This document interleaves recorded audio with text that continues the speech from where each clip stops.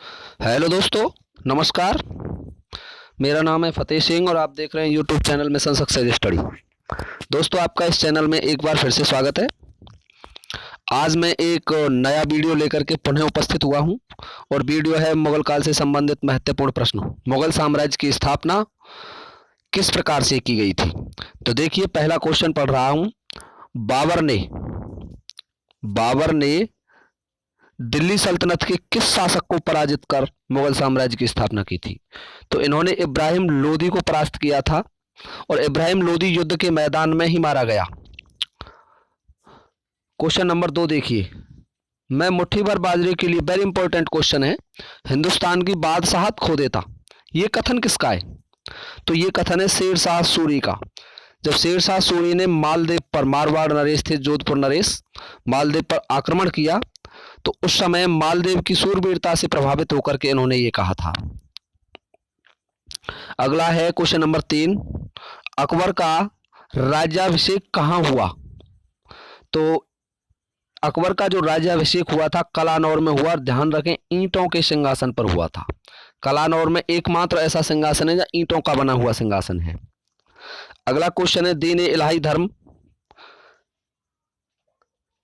किसने चलाया था? कौन सा शासक था जिसने चलाया? तो ये चलाया था अकबर ने। अगला क्वेश्चन, शाहजहां का बचपन का नाम क्या था? तो शाहजहां का बचपन का नाम था खुर्रम। ध्यान रखें। अगला क्वेश्चन है, पुरंदर की संधि किस किस के मध्य हुई? तो ये हुई थी शिवाजी और मिर्जा राजा जयसिंह के मध्य। ध्यान रखें इस बात को भी। और सन था 1765। ये दूसरा क्वेश्चन इसी के नीचे दे दिया है मैंने। पुरंदर की संधि कब हुई थी? तो जून 1765 में हुई थी।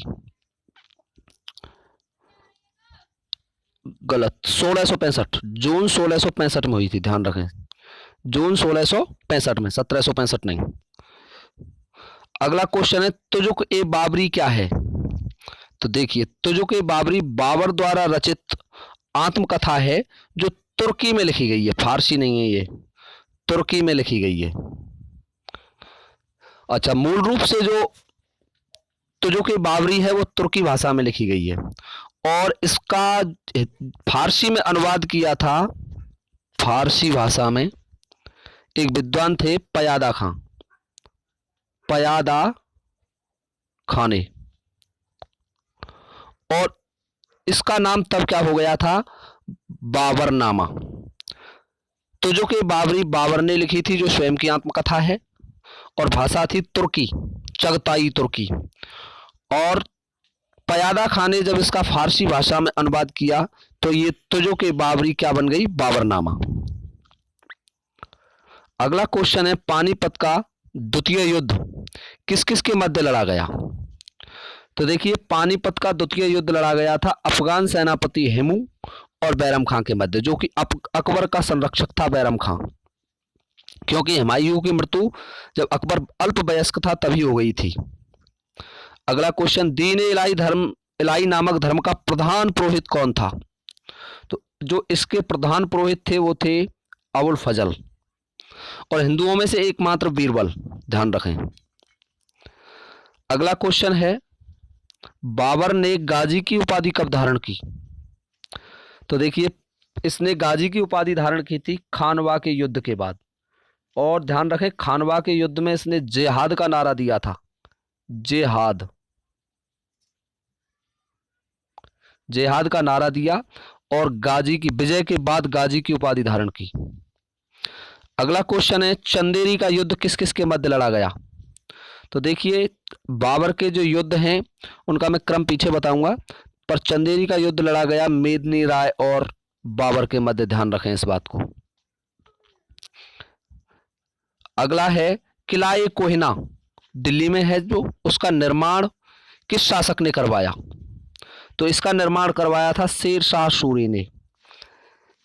ध्यान रखें, शेर शाह सूरी भी सन 1540 में बेलग्राम के युद्ध में और चौसा के युद्ध में हुमायूं को पराजित कर दिया था शेर शाह सूरी ने, और वो दिल्ली का सुल्तान बन गया था।